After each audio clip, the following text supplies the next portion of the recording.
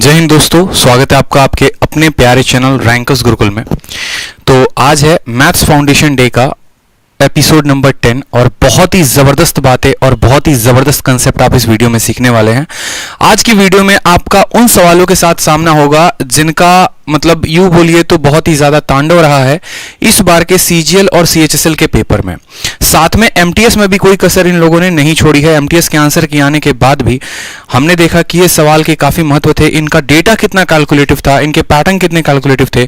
लेकिन अगर आपको सही अप्रोच पता होता तो आप इन सवालों को सेकंडों में बना पाते। जी हाँ, बिल्कुल, अगर आपको सही अप्रोच पता होता तो ये सवाल सिर्फ चंद सेकंड के थे, ना कि कुछ मिनटों के। तो बात करते हैं पहले तो ये फाउंडेशन बैच है क्या, यूट्यूब पर क्या चल रहा है, टाइमिंग जो बदली है वो नई टाइमिंग क्या होगी, एक एक चीज पहले आपको मैं वीडियो में 2 मिनट आपका समय लेकर मैं बताऊंगा। ठीक है भाई, सभी को राम राम राम राम, एक एक बात है। ठीक है, तो सबसे पहले बात करते हैं यहाँ पर ये जो मैथ्स फाउंडेशन बैच आपका यूट्यूब पर चल रहा है, ये सबसे बड़ा गेम चेंजर साबित होने वाला है अगर आप किसी भी कॉम्पिटिटिव एग्जाम की तैयारी कर रहे हैं तो। गेम चेंजर कैसे? क्योंकि ये फाउंडेशन बैच यूट्यूब के इतिहास में ऐसा पहली बार है जहां पर आपको कंप्लीट मैथ कराया जा रहा है। ठीक है, एक सिर्फ जिम्मेदारी नहीं निभाई जा रही, एक ड्यूटी नहीं निभाई जा रही, बल्कि उनको कायदे से कराया जा रहा है, क्वेश्चन को अपडेट किए जा रहे हैं, उनकी प्रॉपर शीट मिल रही है, एक एक बात। ठीक है, साथ में बात करें तो ये जो लेवल है इसका लेवल क्या रहेगा, आपको जैसे पता है कि प्रत्येक चैप्टर के लिए हम कितनी क्लासेस लगाने वाले हैं, तो कम से कम 5 से 7 क्लासेस लगाएंगे हम। और वो जो लेवल होगा वो 0 टू हीरो होगा, मतलब एकदम बिगिनर स्टूडेंट को भी हर बात समझ में आनी है, और एकदम जो मेंस स्टूडेंट का भी है, जो मेंस लेवल की तैयारी कर रहे स्टूडेंट है, उनके लिए भी सेशन काफी फायदेमंद होगा। बिल्कुल बेसिक से क्लासेस होंगी, तो बिगिनर के लिए सबसे ज्यादा फायदेमंद होने वाली है ये सीरीज। ठीक है, सभी एग्जाम्स के मैथ कवर होंगे। ऐसा नहीं है कि ये जो सीरीज है सिर्फ एसएससी को कवर करती है, बैंकिंग को नहीं करती है, बैंकिंग को करती है, रेलवे को नहीं करती। ठीक है, हर एग्जाम्स के लिए ये जो फाउंडेशन मैथ आपका फाउंडेशन बैच जो चल रहा है यूट्यूब पर, वो काफी इंपॉर्टेंट है। बात करें किस किस एग्जाम्स को हम कवर अप करने वाले हैं, तो एक बार अपनी नजरें दौड़ा लेते हैं सभी एग्जाम्स के ऊपर। सबसे पहले तो SSC, CGL, CHSL, CPO, MTS जितने भी एग्जाम्स हैं, ठीक है, वो सभी के सभी कवर अप होंगे। उसके बाद बात करते हैं एसएससी फेज 9 के बाद जीडी हो गया, यूपीएसआई, आईबीपीएस, रेलवे, आईबीपीएस के जितने एग्जाम्स हो गए उनको हम कवर अप करेंगे। ठीक है, इसके अलावा डिफेंस के ये 2 एग्जाम्स हैं आपके, सीडीएस और एफकैट। अगर आप एयरफोर्स की तैयारी कर रहे हो, सीडीएस की तैयारी कर रहे हो, चूंकि जैसा कि आप सभी को पता है कि मैंने खुद सीडीएस 3 बार क्वालिफाई किया है। ठीक है, और तीनों के बार में जो है वो कॉल लेटर घर पे पड़े हुए हैं। इसके अलावा सीजीएल में भी मेरा काफी अच्छा स्कोर रहा है। एसएससी का ऐसा कोई ऐसा पेपर नहीं है जो हमने क्रैक नहीं किया हो, चाहे वो सीजीएल है, सीएचएसएल है, ठीक है, या फिर सीपीओ है। एसएससी सीजीएल 2019 में मेरा जो स्कोर है वो है 644/700, यानी जरूर कोई इंस्पेक्टर पोस्ट जो है वो आपके भाई को मिलने वाली है फरवरी में।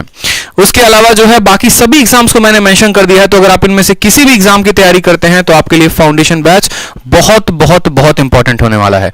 इसकी पूरी एक प्लेलिस्ट बना दी है जिसका लिंक जो है आपके डिस्क्रिप्शन में है। आप डिस्क्रिप्शन में लिंक को क्लिक करेंगे तो सीरियल वाइज एक एक वीडियो आपको मिलते जाएगी। बहुत अच्छे से जो है वो काम हो रहा है इसके ऊपर, एक एक चीजों के ऊपर, एक एक वीडियो के ऊपर, तो आप जो है सभी वीडियो को बड़े ध्यान से देखिए। इसके अलावा बात करते हैं हम तो एक छोटा सा आज जो एक, ठीक है, ऐसे ही मैं कंटेंट बना रहा था तो कंटेंट बनाते वक्त मुझे एक छोटी सी बात मिली। ठीक है, एक छोटा सा जो है ऐसा प्यारा सा पेपर का टुकड़ा मिला, और उसमें जो है एक बात बड़ी अच्छे तरीके से लिखी गई है कि मन के हारे हार है, मन के जीते जीत, मन के हारे हार है, मन के जीते जीत, कहे कबीर हरि पाइए मन की ही प्रतीत। ठीक है, अब इसका कहना क्या है, देखो इसका एक छोटे से बात बोले तो एक छोटा सा एग्जांपल हम आपको देते हैं, ज्यादा हम आपका समय जाया नहीं करेंगे। देखिए, एक गवर्नमेंट जॉब की तैयारी करना है ना, अपने आप में एक बहुत बड़ा चैलेंज होता है। जिस सोसाइटी से हम आते हैं, जहां पर हम रहते हैं, वहां पर आए दिन तानों की ज्यादा बौछार होती है और सराहना लोग कम करते हैं। ठीक है, लोगों की बातें जो है वो ऐसी होती हैं कि जैसे गोली जितनी छल्ली ना करे ना, उतनी उनकी बातें छल्ली कर देती हैं। और अपना मन का जो मनोबल है वो स्ट्रांग होना काफी जरूरी है। अगर मन स्ट्रांग हुआ तो हम पेपर आराम से निकाल पाएंगे। ठीक है, तो इसी पर यह बात कही गई है कि मन के हारे हार है, मन के जीते जीत, कहे कबीर हरि पाइए मन की ही प्रतीत। एक छोटी सी कहानी है, एक स्पेन के बहुत अच्छे फुटबॉलर थे। ठीक है, बचपन से ही उनका सपना था कि वो बहुत अच्छे फुटबॉलर बनेंगे। ठीक है, बहुत अच्छे गोलकीपर बनेंगे। बहुत तगड़ी प्रैक्टिस करते रहे बचपन से, वो काफी अच्छा जो है प्रयास करते रहे। कोचिंग ली काफी अच्छे तरीके से, कोच से कोचिंग ली। कोच का एकदम ये कहना था कि बेटा आगे चल के तू बहुत बड़ा फुटबॉलर बनेगा, बहुत बड़ा गोलकीपर बनेगा। और आगे चल के उनका जो सपना था वो रियल मैड्रिड जो है एक फुटबॉल की टीम है, उसके जो साथ है उस टीम में खेलने का सपना था। यूं समझ लीजिए कि वो सपना पूरा ही होने वाला था कुछ दिन के पहले, 2 दिन 3 दिन, यूं कह लीजिए कि 2 दिन 3 दिन के बाद कॉन्ट्रैक्ट साइन होने वाला था।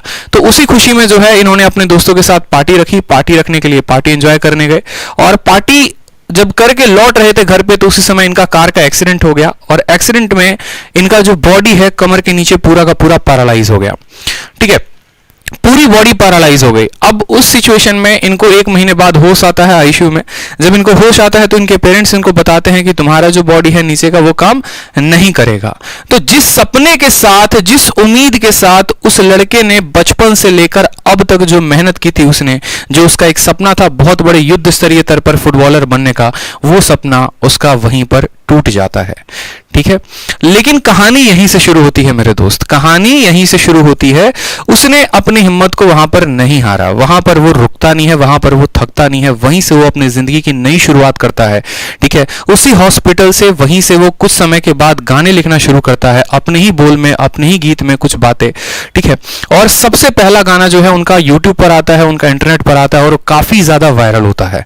और कुछ समय के बाद जो है वो स्पेन में बहुत बड़े एक सिंगर और एक राइटर बन जाते हैं, और उनका नाम अगर आप सर्च करेंगे तो उनका नाम आपको पूरा मिलेगा। तो ये कहानी, ये जो स्टोरी है, ये जो दोहा है, ये इसी बातें में दर्शाती है कि अगर आप किसी चीज को लेकर काफी सीरियस हैं और अगर उसमें आपका सिलेक्शन नहीं होता है, छोटी सी बात अगर आप पीछे रह जाते हैं, तो आप वहां टूटे नहीं हैं, आप वहां हारे नहीं हैं। इस बात का ध्यान देंगे, आपको हारना नहीं है, आपको पीछे नहीं हटना है। एमटीएस का जैसे रिजल्ट आया, बहुत बच्चे परेशान हो गए, मेरा नहीं हुआ सर, हम क्या करें। अरे भाई, नहीं हुआ तो क्या हुआ, दुनिया थोड़ी उजड़ गई, पूरी जिंदगी बाकी है, अभी तो इतने सारे पेपर बाकी हैं, निकाल लोगे, भरोसा तो रखो खुद पे। ठीक है, तो इस बात का ध्यान रखो, टूटना नहीं है, बिखरना नहीं है, अभी वक्त बहुत कुछ है अपने आप को संवारने का, उसमें जो है आप अपने आप को संवारिए, थोड़ा और मेहनत करते हैं, थोड़ा और आगे बढ़ते हैं, आपके साथ आपका बड़ा भाई खड़ा है यहाँ पे, जो भी चीज की सपोर्ट हो मैं आपके साथ हूं यहाँ पे, बस आप पढ़ते रहिए मन लगा के। ठीक है, बिल्कुल। वॉइस की दिक्कत आ रही है मेरे भाई, वॉइस की दिक्कत आ रही है, वॉइस की क्या दिक्कत आ रही है बताइए। ठीक, तो आज का सेशन शुरू करें, आज का सेशन शुरू करें, बताइए। चलिए, तो आज के सेशन के पहले आपको बता दें, ठीक, आज के सेशन को 3 कैटेगरी में हमने डिवाइड किया है, और 3 कैटेगरी क्या है। वॉइस सही करो, वॉइस में क्या दिक्कत आ रही है बताओ, वॉइस में क्या दिक्कत आ रही है एक बार बताएंगे।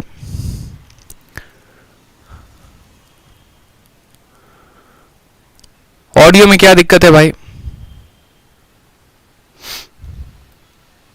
सही है सर, चलिए बहुत अच्छी बात है। तो बात करते हैं यहां पर कि क्वेश्चन बेस्ड ऑन, देखो आज की वीडियो को हमने 3 कैटेगरी में डिवाइड किया है, और कैटेगरी नंबर 1 है जहां पर 2 वस्तुओं का क्रय मूल्य सेम होगा। जरूरी नहीं है कि ये 2 वस्तुएं हो, जरूरी नहीं है कि ये 2 ही हो, 3 भी हो सकते हैं, 4 भी हो सकते हैं, 5 भी हो सकते हैं। यानी जब अलग अलग वस्तुओं का क्रय मूल्य बराबर हो और उस पे किसी पे 10% का लाभ, किसी पे 20% का लाभ, किसी पे 30% का लाभ, ऐसे करके हो, तो आपको कुल लाभ कितना होगा। उसी तरीके से जब 2 वस्तुओं का विक्रय मूल्य अलग अलग हो तो आप सवाल को कैसे बनाएंगे, और जब पहले वस्तु का क्रय मूल्य दूसरे वस्तु के विक्रय मूल्य के बराबर हो तो कैसे होगा। ठीक है, बच्चे कह रहे हैं सर सही है, ठीक, तो फट रही है, तो एक बार चेक करते हैं। अब एक बार देखिए कि ऑडियो कैसा है, तो आपको पता लग पाएगा। ठीक है, तो बात करते हैं, देखिए जैसे मानिए हम छोटा सा एग्जांपल लेते हैं और छोटे से एग्जांपल से आज के वीडियो कांसेप्ट को समझते हैं। मान लीजिए कि मेरे पास 2 वस्तु है, ये मेरी पहली वस्तु है और ये मेरी दूसरी वस्तु है। इनको हमने कुछ पर्टिकुलर सीपी पे खरीदा होगा और कुछ पर्टिकुलर सीपी पे हमने बेचा होगा। पहले का क्रय मूल्य CP1 है, दूसरे का विक्रय मूल्य जो है वो CP। ठीक है, यहां पर समझिए, ये पहले आर्टिकल है और ये दूसरा आर्टिकल है। पहले आर्टिकल को आप एक क्रय मूल्य पर खरीदते हैं तो उसका CP1 हो जाएगा, और उसको एक विक्रय मूल्य पर बेचते हैं तो SP1 हो जाएगा। उसको आप बेचते हैं तो CP2 हो जाएगा, और उसको आप, ठीक है, ये आपके 2 आर्टिकल हो गए। जैसे मान लीजिए कि मैंने 2 कैमरा खरीदा, तो पहले कैमरे का क्रय मूल्य और पहले कैमरे का विक्रय मूल्य, दूसरे कैमरे का क्रय मूल्य, दूसरे कैमरे का विक्रय मूल्य। अब यहां से 3 कंडीशंस हमारे सामने आते हैं। 3 कंडीशंस, जी हाँ बिल्कुल, बैकग्राउंड में बदल देता हूं ताकि आप लोग के लिए काफी आसान हो जाएगा। ठीक है, यहां पर हमारे लिए 3 कंडीशन सामने आ जाते हैं और वो तीनों कंडीशंस को हम देखते हैं। पहला कंडीशन क्या है और दूसरा कंडीशन क्या है। एक वस्तु को CP1 पे खरीदा, SP1 पे बेचा, और दूसरे वस्तु को, ठीक है, CP2 पे खरीदा और sp2 पे बेचा। तो कंडीशन नंबर 1 क्या होता है? कंडीशन नंबर ये होता है 1 कि हो सकता है कि आपने दोनों वस्तुओं को बराबर दाम पे खरीदा होगा, यानी दोनों वस्तुओं का जो क्रय मूल्य होगा वो बराबर होगा। इसको कंडीशन को कहते हैं कि ये कंडीशन क्या है हमारा? तो ये कंडीशन है कि सीपी सेम होगा।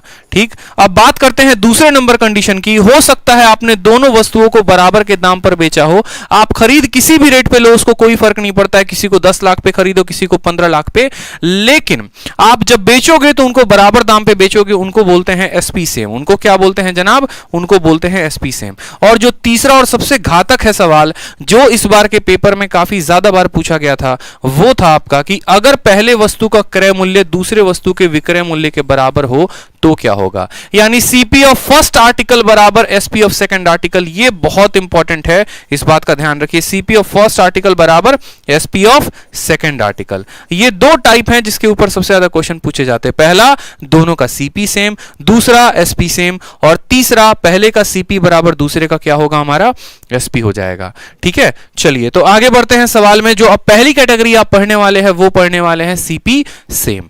क्या पढ़ने वाले हैं? सीपी सेम पढ़ने वाले हैं। अब इसमें बात करते हैं, जैसे सबसे पहला क्वेश्चन सीएचएसएल 2019 का आपके सामने है। सवाल देखिए, ठीक है। इन सभी सवालों का इकलौता आपको अप्रोच बताऊंगा जिससे आप सभी तरह के सवालों को बना पाएंगे, तो ध्यान दीजिए। सबसे पहला क्वेश्चन आपके सामने है।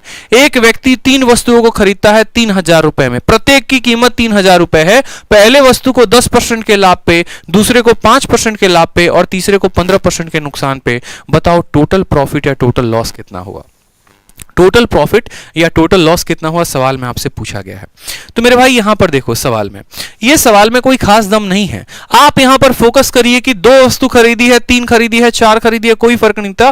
फोकस ये करना है कि क्या बराबर दाम में खरीदा है। तो हाँ भाई साहब, सभी का जो सीपी है वो क्या है? समान है। सभी का क्रय मूल्य क्या है? समान है। अगर सभी का क्रय मूल्य समान है तो उनका हम लाभ कैसे निकालेंगे? ठीक है, उनका हम लाभ कैसे निकालेंगे? जैसे अगर हम यहां पर बोलते हैं कि हमारे पास 3 आर्टिकल है, ये पहला आर्टिकल है, ये दूसरा आर्टिकल है, ये तीसरा आर्टिकल है। आपको यहां पर किसी का भी सीपी लेने का जरूरत नहीं है। यह सवाल सीपी के डेटा पे डिपेंड नहीं करता है।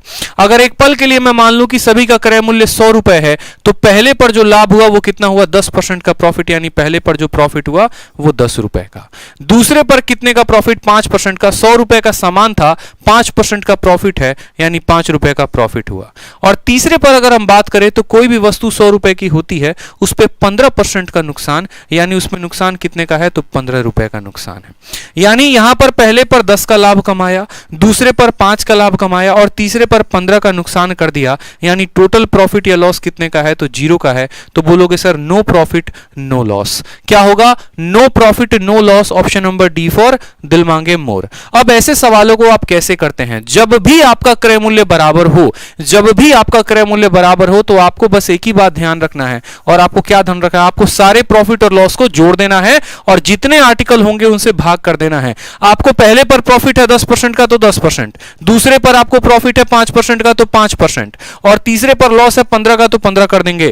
टोटल कितने आर्टिकल थे? टोटल 3 आर्टिकल थे, तो 3 का कंसेप्ट लगा दीजिए। ये आपका ओवरऑल प्रॉफिट या लॉस कहलाएगा। आंसर आ जाएगा 0, बात खत्म। जब हमारा क्रय मूल्य बराबर होता है तो हम एवरेज का कंसेप्ट यहां पर लगाते हैं। ठीक, दूसरा सवाल उसी तरीके से, एक सवाल आपके सामने सवाल में बोला गया है कि एक दुकानदार 2 मोबाइल को खरीदता है बराबर दामों पे। समझिएगा, 2 मोबाइल खरीदा है, बराबर दामों पे खरीदा है। पहले वाले मोबाइल को, या पहला कैमरा यहां मोबाइल होगा, पहले वाले मोबाइल को 11.23 के लाभ पर बेचता है और दूसरे वाले को जो है 18.77 less than the selling price of first. यहां पर करेक्ट करेंगे, यहां पर जो है डेटा वो करेक्ट करेंगे, एंड दूसरा selling price of the first इसमें करेक्ट करिए। ठीक है, पहले का जो प्रॉफिट है वो कितना है? पहले का जो प्रॉफिट है, सवाल में थोड़ा सा बदलाव करिए। पहले का जो प्रॉफिट है वो कितना है? एट अ प्रॉफिट ऑफ इतना, और दूसरे का जो प्रॉफिट है, और दूसरे को वो कितने के प्रॉफिट पर बेचता है? दूसरे को जो प्रॉफिट पर बेचता है वो इतना % प्रॉफिट पर बेचता है। तो सवाल में आपसे बोला गया है कि उसका टोटल प्रॉफिट या लॉस % कितना होगा। पहले कैमरे को 11.23% के लाभ पर, दूसरे को 18.77% के प्रॉफिट पर, तो टोटल प्रॉफिट या टोटल लॉस कितने का होगा? वह पहले कैमरे को, या जो भी आर्टिकल यहां दिया गया है उसके बारे में बोला गया है कि पहले कैमरे को इसका हिंदी भी जो है ना वो भी गड़बड़ हो रखा है। ठीक है, हिंदी करेक्ट कर रहा हूं मैं एक बार। ठीक है,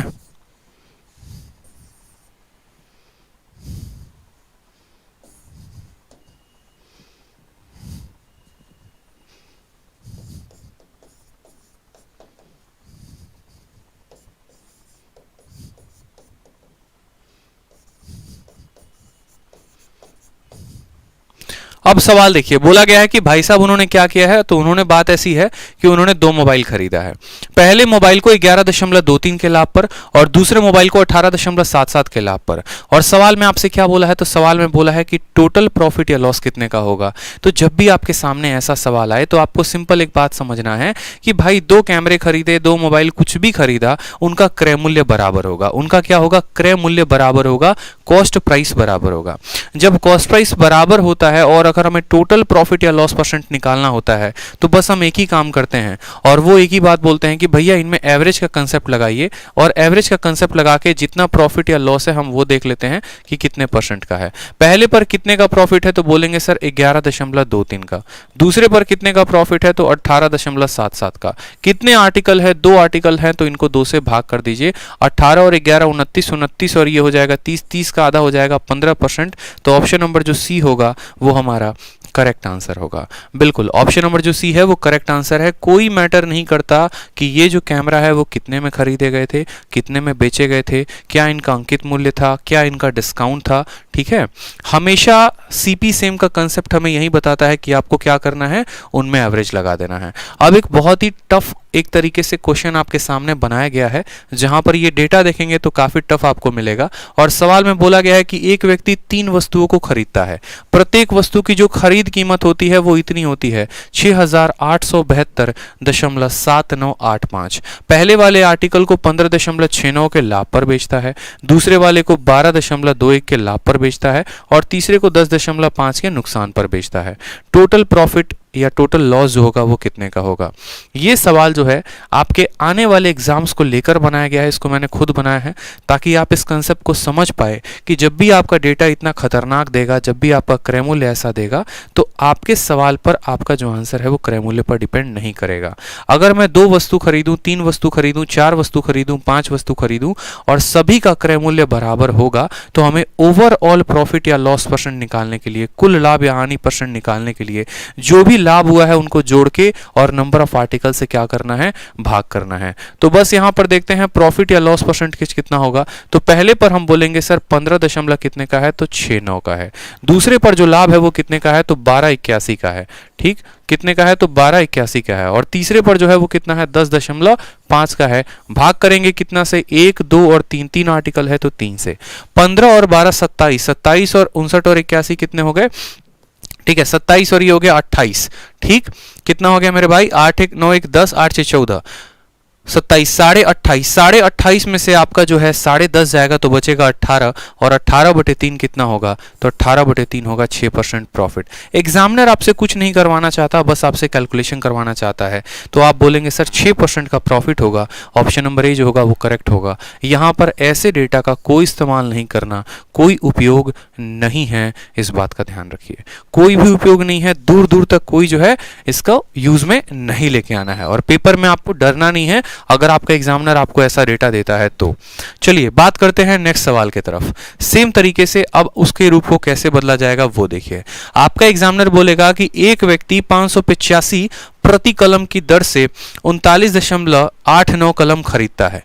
ठीक है, एक बार यहां पे थोड़ा सा जो है ना, यहां पर रेट में यहां रुपए को बदलेंगे हिंदी में, ठीक, और यहाँ इंग्लिश में थोड़ा सा बदलेंगे क्योंकि सभी सवालों को मैंने खुद बनाया है तो इस वजह से जो है थोड़ा सा टाइपिंग गलत है। यहाँ पर देखेंगे तो 39 पॉइंट आपका 89 आएगा और यहाँ पर 585 आएगा। अब सही है सवाल, हिंदी अब भी सही हो गया।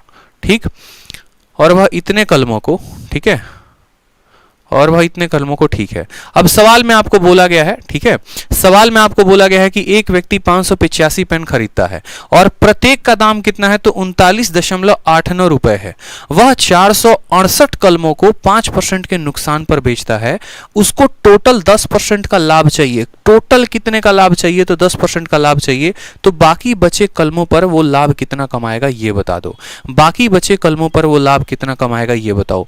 मतलब सवाल को देख रहे हो, हैं सवाल को देख रहे हो, 585 दे रखा है, खरीदने का दाम देखो कितना टफ दे रखा है, और उसमें इस तरीके के डेटा का बात बोला है। तो हमें भाई साहब कोई फर्क नहीं पड़ता तुम डेटा को कितना भी टफ क्यों ना कर दो, क्योंकि हमने इसका स्मार्ट अप्रोच सीखा है और हमें जो है इसके सवालों को सेकंडों में बनाना आता है।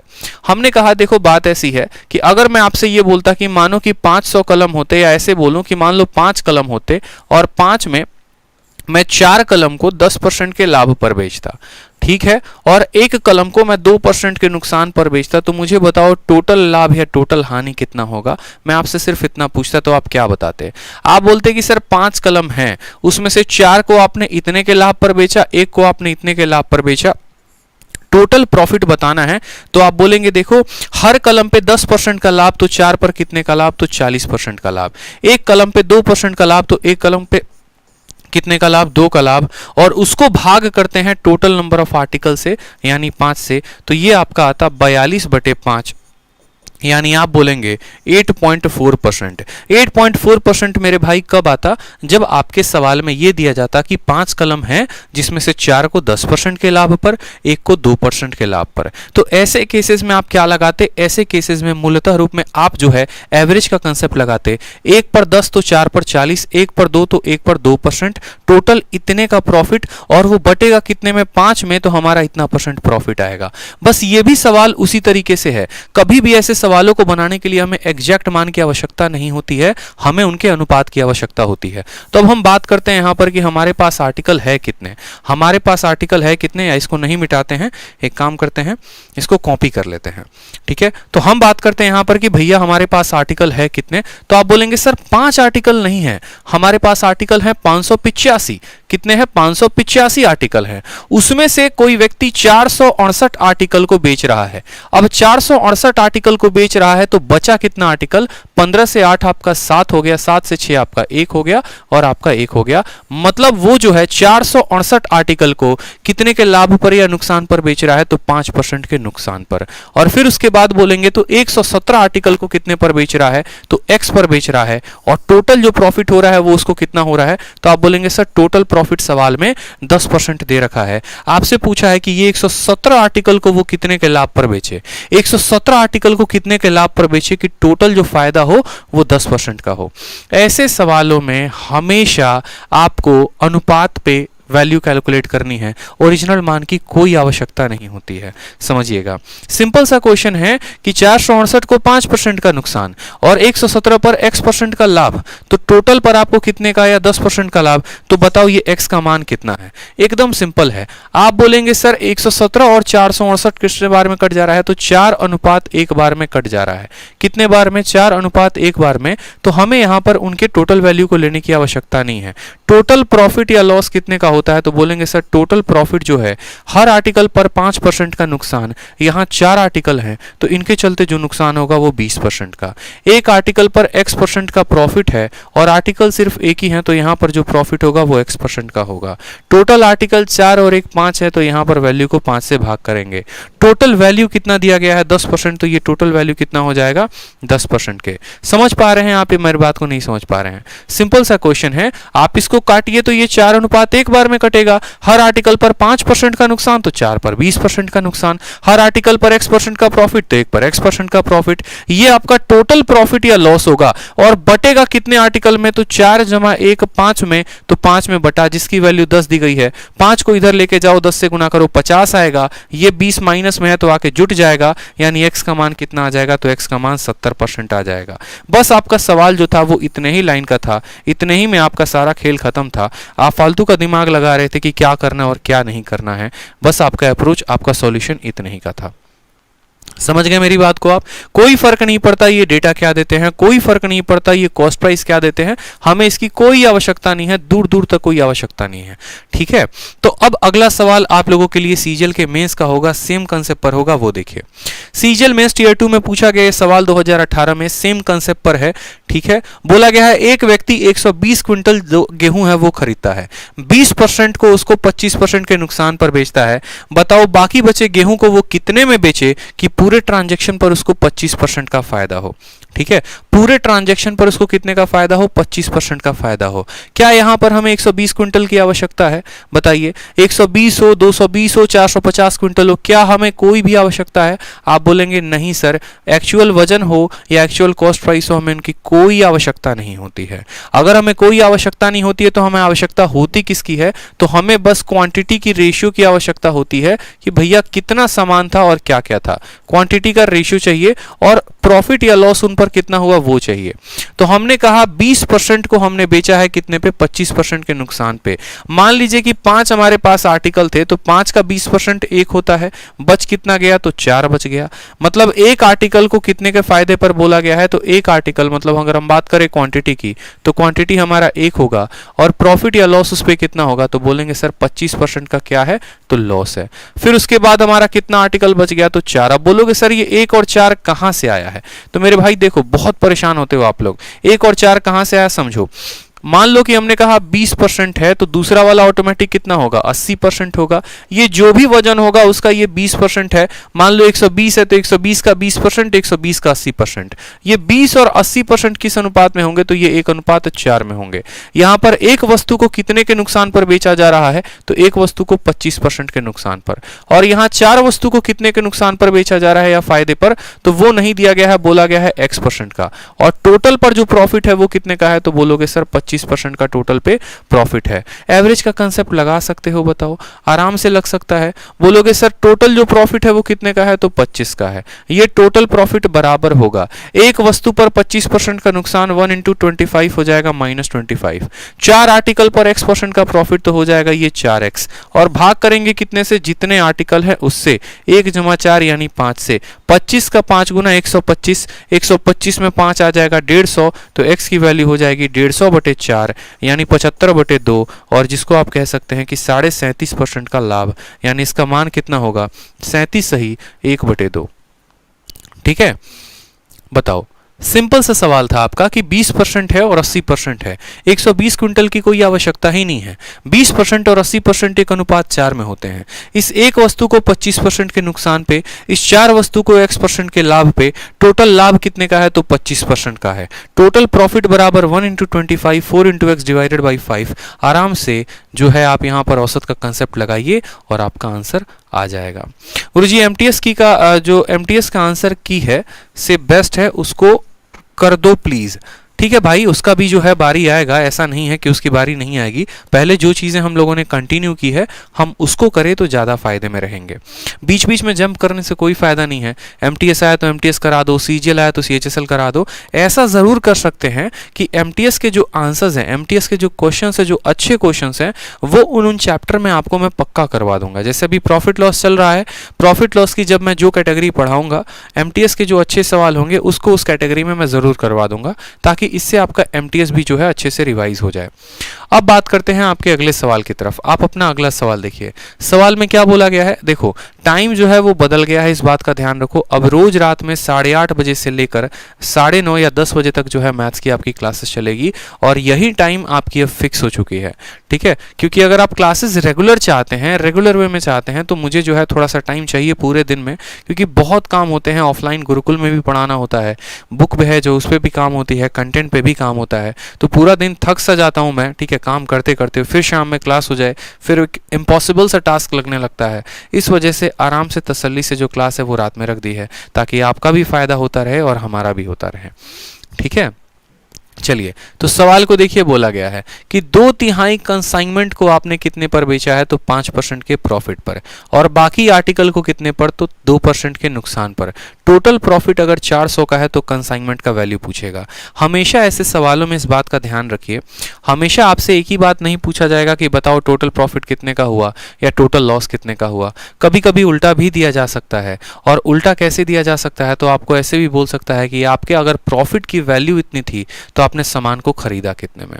लाभ का कीमत दे देगा और आपसे क्रय मूल्य पूछेगा। कभी कभी ऐसा भी होगा कि क्रय मूल्य ना पूछ के आपसे विक्रय मूल्य भी पूछा जा सकता है। तो आपको ध्यान रखना है, आपने एक ही बात सीखा है कि देखो आप सभी वस्तुओं को क्या कर रहे हो, तो समान दरों पे खरीद रहे हो। जब समान दरों पे खरीद रहे हो तो यानी उनका क्रय मूल्य बराबर है, सीपी जो है वो सेम है। अब जब क्रय मूल्य बराबर है तो हमें यहाँ पर क्या निकालना है कि कुल लाभ या कुल हानि कितने का हुआ, कुल लाभ या कुल हानि कितने का हुआ। अब यहां पर एक और बात को समझेंगे और पकड़ेंगे। सवाल में बोला गया है 2/3 ऑफ ए कंसाइनमेंट, यानी यहां पर आपका एग्जामिनर खुद बोल रहा है कि आपको कंसाइनमेंट कितना लेना है, तो आपको टोटल 3 कंसाइनमेंट लेने हैं। 2/3 किसी भी कंसाइनमेंट का 2/3, अगर 2/5 बोलता तो टोटल कंसाइनमेंट 5 लेते हैं, 1/4 बोलता तो कंसाइनमेंट 4 लेते हैं। ठीक है, तो ये डिपेंड करता है। 2/3 बोला यानी हम बोलेंगे कि हमारे पास टोटल 3 कंसाइनमेंट थे, उसमें से 2 आर्टिकल जो थे और उसमें से 1 आर्टिकल थे। जो 2 आर्टिकल थे उस पर प्रॉफिट कितने का हुआ, तो उस पर प्रॉफिट हमें 5% का हुआ। जो 1 आर्टिकल था उस पर नुकसान कितने का हुआ, तो 2% का नुकसान हुआ। अब हम यहां से कैलकुलेट करेंगे कि हमें टोटल प्रॉफिट कितने का हुआ। तो 2 आर्टिकल पे 5% का यानी 5 × 2 कितना हो गया, तो 10। 1 आर्टिकल पर 2 का नुकसान यानी बोलेंगे सर 2 का नुकसान हो गया। भाग करेंगे कितने आर्टिकल हैं, 3 से, तो भाग करिए, 10 में से 2 गया यानी आप बोलेंगे सर 8/3% का क्या है, तो 8/3% का प्रॉफिट है। ये हमारा प्रॉफिट का परसेंटेज है और सवाल में इसका मान कितना दे रखा है, तो बोलेंगे सर 400 दे रखा है। सवाल में इसी का मान कितना दे रखा है, तो 400, और हमसे कंसाइनमेंट की कीमत पूछी है। आपको पता है कि कोई भी कंसाइनमेंट होता है, कुछ भी होता है, उसका क्रय मूल्य अपने आप में कितना परसेंट होता है, तो 100% होता है। यानी आप बोलेंगे सर ये जो 400 है, ये 400 कितने परसेंट का मान है, तो ये 400 8/3% का मान है। और हमें कितने परसेंट का मान बताना है, तो हमें उसका वैल्यू बताना है, यानी उसका 100% का मान हमें बताना है। इस बात का ध्यान रखिए। 8/3% का मान दिया है और 100% का मान हमें बताना है, तो हम इसको कैलकुलेट करेंगे। ये 3 हमारा कहां चला जाएगा, तो ऊपर चला जाएगा। इस 3 को यहां से हटाइए और 3 को ऊपर में गुना करिए। समझ गए बात को। 8 से काटेंगे तो 50 बार में कटेगा। 5 × 3 15 हो गया और 3 0 मुफ्त के आ गए, तो यहां पर लगा दो कि उसकी कीमत कितनी थी, तो 15,000 की थी। ठीक है, बहुत अच्छे। 3 आर्टिकल में से 2 आर्टिकल को 5% के लाभ पर, 1 आर्टिकल को 2% के नुकसान पर, टोटल जो प्रॉफिट हुआ वो हुआ 8/3% का प्रॉफिट। ठीक है, यही प्रॉफिट का मान दिया गया है 400 रुपए। तो हमसे पूछा है कि बताइए 100% का मान कितना होगा। ऐसे केस में आप सवालों का आंसर दे पाएंगे। चलिए अगला सवाल पे आइए। ठीक है, चलिए अगला सवाल देखिए। क्वेश्चन नंबर जो है CHSL 2020, जैसा कि मैंने आप सभी को कहा था कि ये जो सीरीज चल रही है, इस सीरीज के पहले अगर कोई भी एग्जाम होता है तो उसके सभी अच्छे सवाल पक्का इस सीरीज में मैं आपको कराऊंगा ही कराऊंगा। तो 2 महीने पहले CHSL का पेपर हुआ है और उस पेपर में इसी कंसेप्ट पर एक और सवाल पूछा गया था, तो वो क्वेश्चन भी आप सभी के सामने है। ठीक है, और वो क्वेश्चन आप लगाइए, बहुत इंपॉर्टेंट है। CGL 2020 2 महीने पहले पूछा गया है और जो स्टूडेंट CGL या SSC या फिर मेंस की तैयारी कर रहे हैं उनको पक्का ये सवाल लगाना ही चाहिए, क्योंकि ये पेपर में आएगा ही आएगा। तो सवाल में बोला गया है कि एक डीलर है, वो कुछ खिलौनों को 1800 रुपए में खरीदता है। ठीक है, उसके 40% को वो 15% के नुकसान पर बेचता है। उसके 33.33% को जो है रिमेनिंग का, ठीक है, उसको 20% के लाभ पर बेचता है। बाकी बचे हुए आइटम्स को वो कितने पर बेचे कि कुल मिलाकर उसको 10% का लाभ हो। ठीक है, कुल मिलाकर उसको कितने का लाभ हो, तो 10% का लाभ हो। इस तरीके से सवाल को बोला गया है। बहुत ही कॉम्प्लिकेटेड सवाल है, अपने में उलझा हुआ है, लेकिन इसको हम थोड़ा सुलझा लेंगे। कैसे सुलझा लेंगे, देखो हमें आर्टिकल्स लेना पड़ेगा। यहां पर हमें 1800 की कोई आवश्यकता नहीं है, इसको देखते काट देना। बोला गया 40% ऑफ दीज। 40% ऑफ दीज का मतलब क्या, अगर कोई स्टूडेंट ये सोचे कि भाई हम 100 आर्टिकल लेते हैं तो ले लो 100 आर्टिकल, बाद में रेशियो को काट देना। आप मान लो कि टोटल आपके पास कितने आर्टिकल हैं, तो 100 आर्टिकल हैं। 100 में आपने कितने आर्टिकल्स की बात की है, तो 40% की बात की है कि 40% को हम 15% के नुकसान पर बेचते हैं, यानी प्रॉफिट या लॉस इन पर कितना है, तो 15% का नुकसान है। फिर उसके बाद बोला गया है, ठीक है, and 33.33% of the remaining. Remaining का मतलब क्या हो गया, 100 में से 40 आर्टिकल चले गए तो बचे कितने, तो बोलोगे सर 60, बचे कितने तो 60, और 33.33 कितना होता है तो 1/3 होता है, 60 का 1/3 यानी कितना आर्टिकल तो 20 आर्टिकल। तो अब और कितने आर्टिकल बच गए तो 20 आर्टिकल। अब ये 20 आर्टिकल का खेल क्या है, तो इन 20 आर्टिकल को 20% के प्रॉफिट पर बेचा गया है, यानी यहां पर हो जाएगा 20% प्रॉफिट। अब 100 आर्टिकल में 40 ये था, 20 ये था, 40 और 20 60, तो बचा कितना, तो बोलोगे सर 40 बचा हुआ है। ठीक है, कितना बचा हुआ है तो 40 बचा हुआ है। और at what percent profit should sell the remaining, इसको हम कितने पर बेचे कि टोटल जो हमें प्रॉफिट हो वो कितने का हो, 10% का हो। टोटल प्रॉफिट हमें कितने का हो तो 10% का। अब आप एक बात को समझिएगा माय डियर, आपको ऐसे सवालों में कभी भी आर्टिकल्स के रेशियो लेने होते हैं, एग्जैक्ट नंबर नहीं लेना होता। यानी अगर आप काटेंगे तो 20 से आपका ये 2 बार में कटेगा, 20 से आपका ये 1 बार में कटेगा, और 20 से आपका ये 2 बार में कटेगा। आपने इसको काट दिया, ठीक है। अब उसके बाद आप चाहो तो यहां पर वेटेड एवरेज का भी कंसेप्ट लगा सकते हो। वेटेड एवरेज का कंसेप्ट कैसे लगाओगे मैं वो भी बता सकता हूं, लेकिन फिलहाल पहले आप इसको बेसिक तरीके से देखो कि बेसिक से कैसे बनाओगे, फिर हम इस पे वेटेड एवरेज का कंसेप्ट लगाएंगे। टोटल प्रॉफिट कितने का हुआ है तो 10% का हुआ है, तो 10 को यहां पर लिखिए। दो वस्तु है, प्रत्येक पर 15% का नुकसान, तो दोनों पर कितने का नुकसान तो 30 का नुकसान। एक आर्टिकल है, उस पर 20% का फायदा है, तो टोटल प्रॉफिट कितने का हो गया तो 20% का।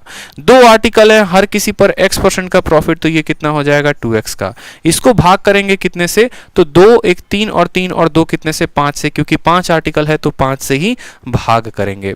ये 5 जब उधर जाएगा तो कितना बना देगा 50, 50 में 30 आपका जुट जाएगा तो 80, 80 में से आपका 20 घट जाएगा तो 60, और 60 का आधा करोगे तो x की वैल्यू कितनी आ जाएगी 30% आ जाएगी। साफ लफ्जों में कि भैया जो बाकी बचे आर्टिकल थे उनको कितने के लाभ पर बेचा गया था तो 30% पे। नीतीश चौधरी कहते हैं कि सर पेड बैच चाहिए, अपना नंबर दे दो। ठीक है, तो आपको हम नंबर दे रहे हैं, आप इस नंबर पे कांटेक्ट करिएगा और आपको पूरी जानकारी दी जाएगी। 8506003399 मेरे जितने भी स्पेशल बैच हैं उसकी पूरी जानकारी आपको इस दिए गए नंबर पर मिलेगी। अगर इस नंबर पे फ़ोन ना लगे तो आप दूसरे नंबर पर भी कॉल कर सकते हैं 9289079800। बहुत परेशान है ये लड़का, काफ़ी जन्मों से जो है भटक रहा है। ठीक है, तो अब भटकना नहीं है। अब देखिए सवाल में आपने कितने आर्टिकल माने 100 माने, उसका 40% कितना हुआ 40 हुआ, बचे हुए का 1/3 यानी 20 हुआ, फिर कितने बच गए 40। इनको 15 के लाभ पर, इनको 20 के लाभ पर, इनको x के लाभ पर, टोटल प्रॉफिट का मान 10 दिया गया है। कैसे कैलकुलेट करेंगे? अब सोचो कि इस सवाल को अगर आप ऐसे नहीं करना चाहते और आप इसको और सेकंडों में करना चाहते हो तो कैसे करोगे, तो उसका भी सॉल्यूशन मैं आपको बता रहा हूं। देखो वेटेड एवरेज का कंसेप्ट लगाओगे तो इसको और आसानी से किया जा सकता है। वो है कैसे, देखिए यहाँ पे अगर मान लीजिए कि इस सवाल में मैं थोड़ा सा कैलकुलेशन को बचाना चाहता हूं और स्किप करना चाहता हूं तो कैसे होगा, यहां पर समझो। आपको इतना तो क्लियर है यहां पर कि यहां 2 आर्टिकल हैं, 1 आर्टिकल है, 2 आर्टिकल है, इन सब बात को समझिएगा। ठीक है, सवाल में बोला गया कि 40% का बट्टा कितना होता है, आप मुझे खुद बताइए। 40% का बट्टा बोलेंगे सर 2/5 होता है। कितना होता है 2/5, यानी आप अपने मन में आर्टिकल को मान लीजिए कि आपके कितने आर्टिकल हैं 5 आर्टिकल हैं। ठीक है, और 5 का 40% कितना होता है तो 2 होता है। बचा हुआ कितना है 3, और 3 का 1/3 कितना हो गया तो 1 हो गया, और फिर कितना बच गया तो बच गया यहां पर 2। ठीक है, पहले वाले को कितने के प्रॉफिट पर, तो बोलेंगे सर पहले वाले पर 15% का नुकसान है। दूसरे वाले पर क्या कहानी है, तो दूसरे वाले पर 20% का प्रॉफिट है, और तीसरे वाले पर x% का नुकसान है, और टोटल पर कितना है तो टोटल पर 10% का प्रॉफिट है। वेटेड एवरेज का कंसेप्ट लगाओ माय डियर। वेटेड एवरेज का मतलब क्या होता है कि जैसे आपने देखा होगा जब आप सब्जी खरीदने जाते होगे, कहीं पर भी कुछ भी खरीदने जाते होगे तो देखा होगा कि जो सब्जी बेचने वाला है उसके पास तराजू रहती होगी। ठीक है, और जब आप कोई भी सामान खरीदते हैं तो दोनों तरफ का वजन बराबर होता है। अगर वह 1 किलो का बटकारा लगा रहा है तो आपको 1 किलो का सामान देगा। ऐसा नहीं है कि वो एक तरफ वजन ज्यादा रखेगा दूसरी तरफ कम रखेगा। तो बस वो समझ लो कि तराजू वाला कंसेप्ट है। तराजू वाले कंसेप्ट में क्या करते हैं, हम चीजों को बराबर करते हैं। तो यहां पर भी आप उनको क्या करने वाले हैं माय डियर, यहां पर भी आप उनको बराबर करने वाले हैं।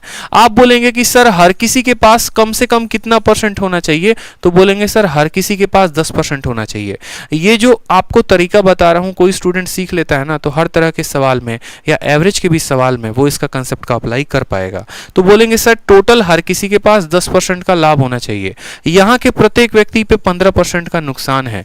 अगर ये 15% नुकसान वाला व्यक्ति यहां पर 10% का लाभ कमाना चाहता है या आप ऐसे बोलो ये इससे कितना कम है, ये 15 इससे कितना कम है, तो +10 से ये -25 की कमी है। -25 और 2 आर्टिकल पर कितना, तो बोलोगे सर 50 की कमी है। ठीक है, ये 10 वाला और ये 20 वाला, ये 20 वाला इससे कितना ज्यादा है, तो बोलोगे 10 ज्यादा है। एक आर्टिकल पर कितना ज्यादा होगा, तो 10 ज्यादा होगा। इन दो नालायकों के चलते कितना आ रहा है, -40। तराजू का कंसेप्ट क्या होता है कि दोनों जगह बराबर होना। फिर से मेरी बात को समझिए, ठीक है। -15 10 प्लस से +10 से कितना कम है, तो -15 10 से 25 कम है। अगर एक आर्टिकल पर 25 की कमी, तो दो आर्टिकल पर कितने की कमी, तो 50 की कमी। ठीक है, ये जो 20 है ये 10 से कितना ज्यादा है, तो बोलोगे सर 10 ज्यादा है। अगर एक आर्टिकल 10 है तो यहां आर्टिकल्स की संख्या कितनी है, तो बोलोगे 10। यानी इन दो लोगों के चलते जो रिजल्ट आ रहा है वो -40 का आ रहा है। कितने का आ रहा है माय डियर, तो बोलेंगे सर -40 का रिजल्ट आ रहा है। अगर ये दो लोगों के चलते -40 का रिजल्ट आ रहा है, तो आखिरी वाले को कितना लेकर आना पड़ेगा, तो आखिरी वाले को +40 लेकर आना पड़ेगा। क्यों, तभी तो ये दोनों बराबर होंगे। अगर -40 के जगह पर +40 नहीं आएगा तो तराजू कैसे बराबर होगा, बताओ। 1 किलो अगर इधर झुका हुआ है तो 1 किलो का सामान तो डालोगे, तो माइनस के लिए प्लस डालोगे। अब ये 40 कितने लोग लेकर आएंगे, तो बोलोगे ये 40 दो लोग लेकर आएंगे, यानी प्रत्येक व्यक्ति कितना लेकर आएगा, तो 20% अधिक लेकर आएगा। 10% लाना ही लाना था और 20% अधिक लाना है, तो 10 जमा 20 कितना हो जाएगा, 30%। ये आपका वेटेड एवरेज का कंसेप्ट है। अब बोलोगे सर आप इतना ऐसा क्यों बताए, क्या आवश्यकता थी, तो जरूरी नहीं है। आप अगर सिंपल ऐसे लिखना चाहते हैं तो आप ऐसे भी लिख सकते हैं, और आप ऐसा लिखना चाहते हैं तो आप ऐसे भी लिख सकते हैं। कारण बस मेरा यही है कि कल के दिन अगर आपके परीक्षा में कुछ ऐसा सवाल आ जाए जहां पर आपको आर्टिकल्स का अनुपात दे दे, आर्टिकल्स में बोले यहाँ 2 आर्टिकल है, यहाँ पर 1 आर्टिकल है, यहाँ 3 आर्टिकल है, यहाँ 5 आर्टिकल है, ठीक है, और यहाँ पर मान लो कि यहाँ पर 4 आर्टिकल है, और यहाँ प्रॉफिट या लॉस परसेंटेज का दे दे यहाँ पर, कि बात समझिएगा, मेरी बात को ध्यान से बात समझिएगा। यहाँ पर आपको मान लो बोल दे कि इस पर 10% का प्रॉफिट हुआ है, यहाँ पर 5% का प्रॉफिट हुआ है, यहाँ 12% का प्रॉफिट हुआ है, यहाँ पर 13% का प्रॉफिट हुआ है, और यहाँ पर कितने का प्रॉफिट होगा, या मान लो यहाँ पर जो है, ठीक है, यहाँ पर आप एक तरीके से समझ लीजिए 11% का प्रॉफिट हुआ है, और उस समय आपका एग्जामिनर पूछे कि बेटा बता दो टोटल कितना प्रॉफिट होगा। जैसे बोलेगा कि देखो 2 बंदूक एक दुकान से खरीदे और बेचे कितने के, 10% के लाभ पर, एक बंदूक पर 5% का लाभ, 3 बंदूक पर 12% का लाभ, 5 बंदूक पर 13% का लाभ, 4 पर 11, कुल मिलाकर सभी वस्तुओं पर कितने का लाभ होगा। तो आप क्या करोगे, आप बोलोगे कि भैया देखो बात ऐसा है, गुना करते करते हमारा जीवन खत्म हो जाएगा, गुना करते करते हमारा जीवन खत्म हो जाएगा। 2 को 10 के साथ, 1 को 5, 3 को 12, सब खत्म। आप अपने मन में कोई औसत मान लो, बोलो कि भैया इनका मान लो औसत कितना आ रहा था, तो इनका औसत 10% आ रहा था। इनका औसत कितना आ रहा था, 10%। आप अपने मन में मान लेते हैं कि हमारे मन में इनका जो औसत है वो कितना है, 10% है। अब आप देखिए कि ये 10% से ये वैल्यू ज्यादा है कि कम है, तो बोलोगे ना ज्यादा है ना कम है, मतलब इसमें 0 का अंतर है। यहां पर कितने की कमी है, 5 की, और एक वस्तु पर कितने का कमी होगा, तो -5। यहां पर कितना ज्यादा है, 2, तो 3 आर्टिकल पर कितने का ज्यादा होगा, तो +6। यहां कितना ज्यादा है, 3, 5 आर्टिकल पर कितना ज्यादा होगा, तो 15। ये कितना ज्यादा है, 1, और 4 आर्टिकल पर कितना का ज्यादा होगा, तो बोलोगे सर 4। ठीक है, कितना ज्यादा, देखो इसका 10 के साथ कंपेयर करो, ज्यादा है कि कम है, तो बोलोगे ना ज्यादा है ना कम है, मतलब 0। इसका 5 के साथ कंपेयर करो तो 5 की कमी है। इसका जो है 12 के साथ कंपेयर करो तो 12, ये 2 ज्यादा है। अगर एक व्यक्ति 2 ज्यादा है तो 3 पर 6 की बढ़त होगी। यहां पर देखेंगे एक व्यक्ति 3% ज्यादा लेके बैठा है तो 3 लोग 15% ज्यादा लेके बैठेंगे। यहां पर प्रत्येक व्यक्ति 1% ज्यादा लेके बैठा है तो 4 लोग कितना ज्यादा लेके बैठेंगे, 4%। अब आप इनको जोड़िए तो 15, देखो 6 4 10, 10 और 15 कितना हो गया, 25। 25 में से 5 गया तो बोलोगे सर 20% ज्यादा है। कितना परसेंट ज्यादा है सर, 20% का बढ़त आ रहा है। फिर से समझ लो, यहां पर हो गया 10 10 और 15, 25, 25 में से 5 गया, मतलब ये जो भी नालायक वाली टीम है ये अपने पास 20% ज्यादा लेके बैठी है। अगर 20% ज्यादा है तो औसतन प्रत्येक पर कितना होगा, इसको निकालने के लिए इनकी टोटल संख्या को क्या करें, भाग कर दें। तो 5 4 9 1 10, 10 2 12, 12 और 3 कितना हो जाएगा, 15। तो आपको क्या करना है, ये जितना भी ज्यादा लेके बैठे हैं, 20% ज्यादा लेके बैठे हैं, इन 20 को सभी संख्या संख्याओं के जोड़ के साथ भाग कर दीजिए ताकि प्रत्येक संख्या पर कितना ज्यादा है या कितना कम है पता लग जाए, क्योंकि प्रत्येक संख्या पर की गई बढ़ती क्या होता है, औसत होता है। तो ये 20 तो टोटल लोगों पर है ना, अगर हम एक व्यक्ति पर बात करें तो कैसे होगा, तो 20 को सभी के साथ भाग कर दो, 5 4 9 1 10, 10 और 5 कितना हो गया 15। तो 20 को जब आप 15 के साथ भाग करेंगे तो बोलेंगे सर 4/3%, यानी इतना परसेंट क्या होगा, ज्यादा होगा। इतना परसेंट क्या होगा, ज्यादा होगा। तो 10% तो प्रॉफिट हो ही रहा था और 10% में हमें 4/3 जोड़ देना है, यानी 10 3 के 30, 34/3% क्या होगा, ये कुल मिलाकर हमारा प्रॉफिट होगा। आपको गुना करके लेके आना है तो आप गुना करके लेके आओ, आपको डेविएशन मेथड लगाना है आप डेविएशन मेथड लगाओ, दोनों से आपका आंसर सेम आएगा। अब ये डिपेंड करता है आपके तरीके के ऊपर। डेविएशन में जब आपकी पकड़ बहुत अच्छी हो जाएगी तो सवालों को आप सेकंडों में बना पाएंगे। क्यों आपको मैं डेविएशन बता रहा हूं, डेविएशन इसीलिए बता रहा हूं क्योंकि कल के दिन मेरे भाई अगर यहां पर 211 संख्या हो गया, 113 आर्टिकल यहां पर हो गए, 309 आर्टिकल यहां पर हो गए, 515 आर्टिकल यहां हो गए, 407 आर्टिकल यहां पर हो गए, तो यकीन मानिए आपकी हालत खराब हो जाने वाली है। ठीक है, क्यों हालत खराब हो जाने वाली है, उस केस में 211 को 10 के साथ गुना, 113 को 5 के साथ, 309 को 12 के साथ, 515 को 13 के साथ नहीं कर पाओगे गुना। पेपर में या तो यही बोलोगे ये सवाल बनने वाला है नहीं, छोड़ के आ जाओ, तो उस केस में डेविएशन ही काम करेगा जहां पर छोटी छोटी संख्याओं के साथ इनको गुना करना होगा। ठीक है, तो ध्यान रखेंगे ऐसे सवालों का, परेशान नहीं होना है, डेविएशन भी वक्त रहते सीखना है ताकि हम अच्छे से आंसर दे पाएं। ठीक, अब देखो हमने पहले टाइप को तो कवर कर लिया, जहां पर हमने ये काफी अच्छे तरीके से पढ़ा कि जब 2-3 वस्तुओं का क्रय मूल्य बराबर हो तो हम कुल लाभ या कुल हानि प्रतिशत कैसे निकालते हैं। अब हमें जो पढ़ना है माय डियर वो क्या पढ़ना है, हमें पढ़ना है कि यदि 2 या 3 वस्तुओं का विक्रय मूल्य बराबर हो, सेलिंग प्राइस बराबर हो, उनको बराबर कीमत पर बेचा जाए और उसमें क्या हो, किसी एक वस्तु पर लाभ होता है और किसी एक वस्तु पर नुकसान होता है, तो उस केस में हम टोटल लाभ या टोटल हानि कैसे बताएंगे। ये जो क्वेश्चन आने वाले हैं इसमें बच्चे काफी कंफ्यूज होते हैं। जैसे सबसे पहला सामान आपके सामने रखा है और सवाल क्या रखा है, दो घोड़े हैं और प्रत्येक घोड़े को 1920.725 रुपए में बेचा जाता है।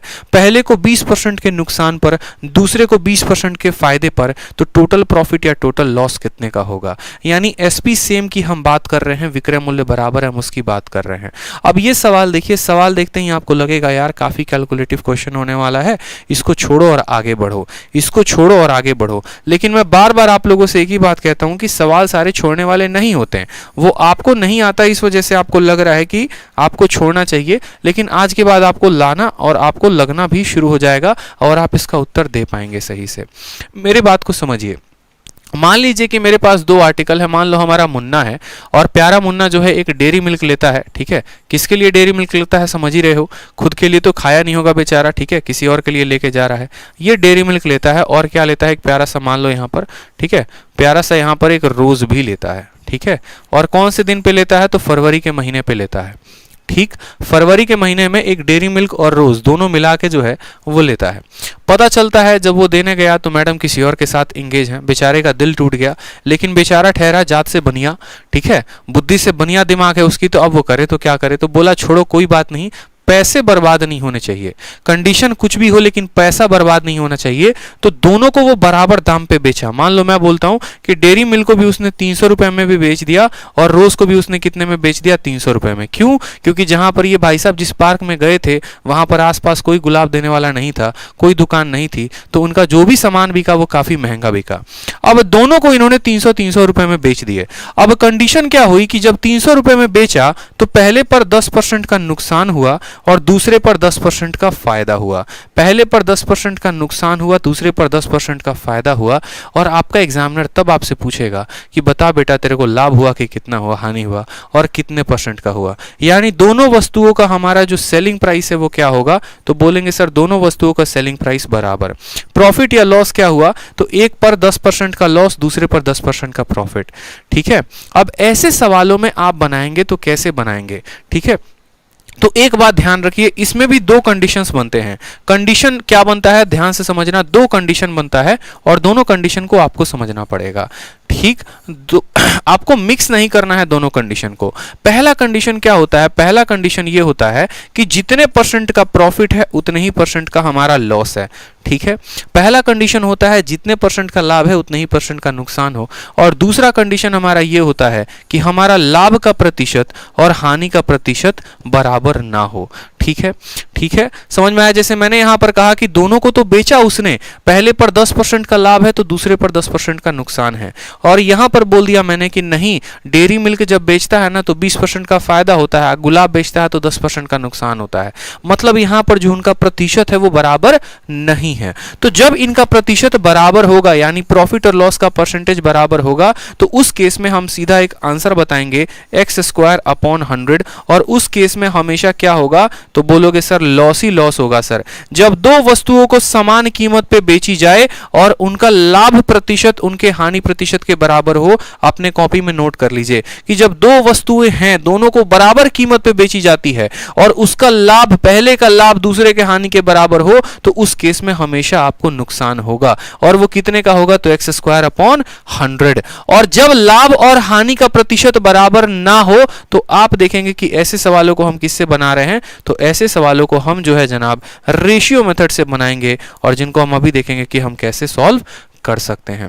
दो तरीके हैं हमारे पास और दोनों तरीके से हम सवालों को सॉल्व करेंगे। जैसे यहां पर आप देखो तो मान लो यहां पर डेयरी मिल्क को 300 रुपए में और रोज को भी 300 रुपए में, यहां पर लॉस जो है वो 10% का, यहां प्रॉफिट 10% का। हमारा जो प्रॉफिट है और जो हमारा लॉस है, यहां प्रॉफिट और जो लॉस है, लाभ है जो हानि है, उनका प्रतिशत बराबर है। अगर उनका प्रतिशत बराबर है तो हमने आपको क्या कहा था, जब ये दोनों प्रतिशत बराबर होंगे तो आंसर x² / 100 होगा। यानी आप बोलेंगे सर 10 का स्क्वायर बटे 100, 10 का स्क्वायर 100 होता है, 100 बटे 100 कितना आएगा, 1 आएगा। यानी 1% का क्या होगा, तो नुकसान होगा। 1% का क्या होगा, तो नुकसान होगा। कब, जब वो बराबर दामों में बेचे। तो उसी तरीके से आपका ये सवाल दिया गया है। अब आपका ये सवाल दिया गया है तो आप इसमें देखो आपका विक्रय मूल्य कितना दिया है, आपको उससे कोई फर्क नहीं पड़ना चाहिए। आप बस ये देखो पहले वाले को 20% के नुकसान पे, दूसरे को 20% के फायदा पे, तो बोलोगे सर ने सीधा बताया था कि जब लाभ और हानि दोनों बराबर हो तो वैसे सिचुएशन में हमेशा हानि ही होती है, और वो कितने की होती है, तो x² / 100 की होती है मेरे भाई। ठीक है, x के स्थान पर कितना रखेंगे, तो बोलेंगे x के स्थान पर 20 है, तो बोलेंगे सर 20 का स्क्वायर यानी 20 × 20 बटे 100 रखेंगे। यहाँ पर 0 से आपका 0 खत्म, 0 से 0 खत्म। बोलेंगे सर 4% का क्या है, तो 4% का लॉस है। 4% का क्या है, तो 4% का लॉस है। ऑप्शन नंबर जो सी होगा वो क्या होगा, करेक्ट आंसर होगा। ठीक है, वीडियो पसंद आए, कंसेप्ट मेरे अच्छे लगते हैं, अगर आपको इस वीडियो से थोड़ी सी भी वैल्यू मिलती है तो जरूर इस वीडियो को लाइक करिए और चैनल को सब्सक्राइब करिए। ठीक है, समझ में आ रहा है मेरे भाई। ठीक है, और जब परसेंटेज सेम नहीं होगा तो क्या करेंगे वो भी मैं आपको बताऊंगा। जैसे एक और क्वेश्चन है आप सभी के सामने, ये भी थोड़ा सा धुआंधार क्वेश्चन है क्योंकि इसके डेटा को थोड़ा सा मैंने टफ बना दिया है, लेकिन ये भी सवाल अगर आप देखेंगे तो मात्र 1 सेकंड में आप इस सवाल को बना पाएंगे। सिर्फ और सिर्फ 1 सेकंड, सिर्फ और सिर्फ 1 सेकंड में ये सवाल है। आप किसी को ये सवाल दे दो वो 1 सेकंड में नहीं बनाएगा, लेकिन आप जरूर बना दोगे, आप अगर कंसेप्ट सीखते हो तो। 2 घोड़े हैं, प्रत्येक को 2489 रुपए में बेचा गया है। ठीक है, और पहले वाले को 8.3 के नुकसान पे और दूसरे वाले को 8.3 के फायदे पे। आपसे बोला गया है ओवरऑल प्रॉफिट या लॉस क्या होगा। ठीक है, ओवरऑल प्रॉफिट या लॉस क्या होगा। बहुत शानदार निकिता कुमारी, सी फॉर चलो इंस्पेक्टर बने, बहुत अच्छी बात है भाई। ठीक है, तो अब यहां पर ऐसे सवालों को आप कैसे बनाओगे, तो सेम तरीके से आप बोलेंगे कि सर देखिए यहां पर लाभ और हानि दोनों का प्रतिशत बराबर है। जब दोनों का प्रतिशत बराबर है तो हम कैसे सवाल को सॉल्व करेंगे, हम बोलेंगे ऐसे केस में तो पक्का लॉस ही लॉस होता है, तो प्रॉफिट वाले आंसर को तो काट ही देना। जब आपका लाभ प्रतिशत आपके हानि परसेंट के बराबर होगा तो आपको जीवन में कभी भी प्रॉफिट नहीं हो सकता है। तो आपका ऑप्शन नंबर ए खत्म हो गया, ऑप्शन नंबर बी खत्म हो गया, बात हो गई तो नुकसान की होगी। अब नुकसान भी देखो, तो नुकसान में कैसे निकालोगे, तो बोलोगे जो लॉस होगा वो होगा 8.3 इंटू 8.3 और डिवाइडेड बाई 100। मेरे भाई गुना करने की कोई आवश्यकता नहीं, 3 इंटू 3 इक्याई के स्थान पर कितना आना चाहिए, तो बोलोगे सर इक्याई के स्थान पर 9 आना चाहिए। एक ही ऐसा ऑप्शन है सी और डी में जिसके स्थान पर 9 है, तो क्या टिक करोगे, ऑप्शन नंबर सी टिक करोगे, बात खत्म। कैलकुलेट भी मत करो, कोई जरूरत नहीं है कैलकुलेट करने की, सीधा मारो 3 इंटू 3 9 होता है। एक ही ऑप्शन है जिसके इक्याई के स्थान पर 9 है, वही आंसर होगा। कभी कभी नजरें ऑप्शन में भी दौड़ा लिया करो, हर बार सवाल बनाना ही उचित नहीं होता, ठीक है। इसी तरीके से एक और सवाल आपके पेपर में पूछा गया था 2017 के मेंस में, और ये 2017 के मेंस का प्रश्न है, आप इसी कंसेप्ट पर इसका उत्तर दे पाएंगे। इस कंसेप्ट में थोड़ा सा हटके आपसे क्वेश्चन पूछा गया और उसका आंसर आपको देना है, ठीक। सवाल में बोला गया है कि एक व्यक्ति एक घर को और एक दुकान को बराबर दामों पे बेचता है, ठीक है, और वो दाम कितनी है, तो वो 1 लाख रुपए की है। अगर वह घर को बेचे तो 20% का नुकसान होगा और दुकान को बेचे तो 20% का फायदा होगा, टोटल रिजल्ट क्या होगा। लेकिन ऑप्शन में आपसे यहां पर लाभ या हानि प्रतिशत नहीं पूछा गया है कि आंसर 4% दे दोगे। ऑप्शन में जो भी है आपकी कीमत पूछी गई है कि कीमत वो जो होगी वो कितने रुपए की होगी, कितने रुपए का लाभ होगा या कितने रुपए का नुकसान होगा। तो सबसे पहली बात को हम समझते हैं, जब भी हम दो वस्तुओं को बेचते हैं और दोनों का विक्रय मूल्य बराबर होता है, सेलिंग प्राइस बराबर होता है, और उस केस में यहां पर एक पर प्रॉफिट होगा दूसरे पर लॉस होगा, तो आप 100% ये बात बोलेंगे कि सर ओवरऑल जो होगा वो हमारा नुकसान होगा, प्रॉफिट तो कभी नहीं होने वाला है। तो ऑप्शन नंबर ए को काटिए और ऑप्शन नंबर बी को काटिए। आपको जीवन में कभी प्रॉफिट मिल ही नहीं सकता है जब आप दो वस्तुओं को बराबर दाम पर बेचेंगे और दोनों का लाभ और हानि प्रतिशत बराबर होगा, तो आपको हमेशा नुकसान होगा, ठीक है, प्रॉफिट कभी नहीं होगा। अब बात करते हैं नुकसान होगा तो कितने का होगा, तो 20% का प्रॉफिट और 20% का नुकसान, तो बोलेंगे सर लॉस होगा कितने का, तो 20 इंटू 20/100, 20 इंटू 20/100 सीधा स्पष्ट रूप से दिख रहा है कि 4% का क्या होगा, तो 4% का हमारा लॉस होगा। अब आप मुझे खुद एक बात बताओ, जो आपका क्रय मूल्य होता है, जो आपका कॉस्ट प्राइस होता है, वो कितना परसेंट होता है, तो बोलेंगे सर कॉस्ट प्राइस जो होता है वो हमारा 100% का होता है, ठीक है, और 4% का आपको नुकसान हो रहा है। 100% की वस्तु को 4% के नुकसान पर बेचोगे तो कितने में बेचोगे, तो बोलोगे सर 96% में बेचेंगे। कितने में बेचेंगे, तो 96% में बेचेंगे। घर कितने का बेचा, तो 1 लाख, दुकान कितने का बेचा, तो 1 लाख, यानी दोनों को कितने में बेचा, तो बोलोगे दोनों को हमने कितने में बेचा है, तो 2 लाख रुपए में। अब ये 2 लाख रुपया भैया कितने प्रतिशत का मान रखता है, 100% का क्रय मूल्य होता है, 4% का नुकसान हुआ है, यानी ये कितने परसेंट का मान है, तो ये 96% का मान है।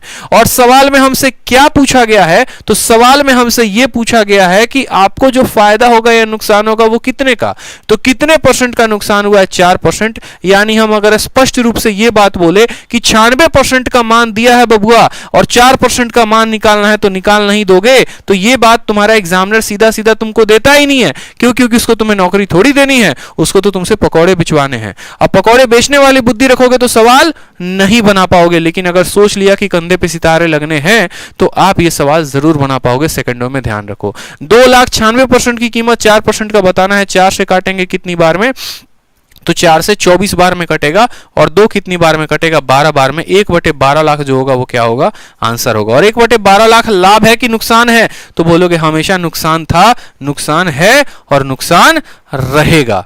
बहुत अच्छे भाई, खतरनाक, शानदार, ठीक है। चलिए आ जाइए, अगला सवाल एमटीएस 2019 का है और वो आपके परीक्षा में पूछा गया है, ठीक है। सवाल को देखिए क्या बोला गया, बोला गया दो वस्तुएं हैं और दोनों को 2400 रुपए में बेचा जाता है, प्रत्येक को 2400 रुपए में बेचा जाता है, ठीक है। शॉपकीपर जो है उसको ना ही कोई लाभ होता है और ना ही कोई नुकसान होता है पूरे ट्रांजैक्शन पे। अगर हम टोटल की बात करें तो टोटल में ना ही कोई लाभ हो रहा है और ना ही कोई नुकसान हो रहा है। अगर हम बात करें उनमें से 2 आर्टिकल्स में, तो एक को 20% के प्रॉफिट पर बेचा है, तो दूसरे को वो कितने परसेंट के लॉस पर बेचे, ठीक है। If one of the 2 article was sold at 20% profit, then what was the loss incurred on the other article. मतलब कहानी सीधी सीधी है, आपके पास 2 वस्तु है, ठीक है। मान लो हमारा मुन्ना फिर से वापस आ जाता है और मुन्ना जो है यहां पर चॉकलेट भी और मुन्ना यहां पर गुलाब भी दोनों को 2400 रुपए में बेचता है।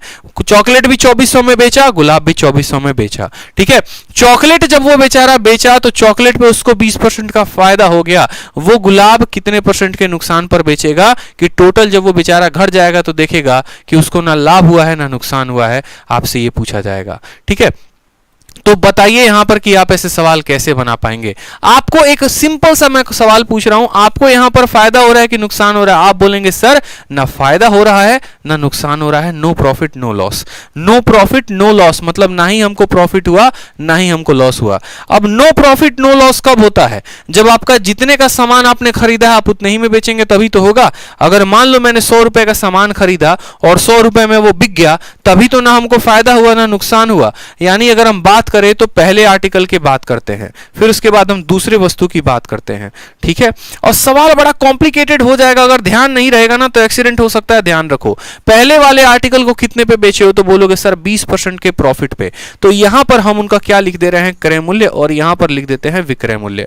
पहले वाले आर्टिकल को 20% के प्रॉफिट पे और 20% का बट्टा होता है 1/5। तो आप बोलोगे सर 5 रुपया का सामान था तो हम उनको कितने में बेचे थे? 6 रुपया में बेचे थे। कितने में बेचे थे? तो 6 रुपया में बेचे थे। साथ में आपको यह भी बोला गया है कि दोनों आर्टिकल को आपने बराबर कीमत पे बेचा था।